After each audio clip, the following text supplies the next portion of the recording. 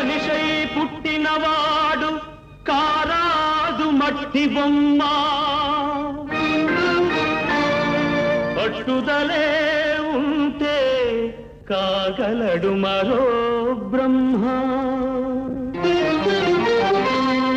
కృషి ఉంటే మనుషులు ఋషులవుతారు మహాపురుషులవుతారు తరతరాలకి తరగని వెలుగవుతారు ఇలా వేడుకులవుతారు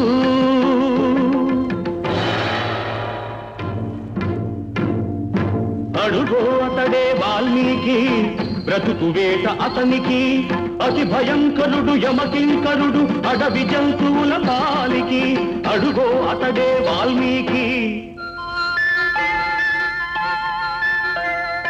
పాల పిట్టల జంట వల్ల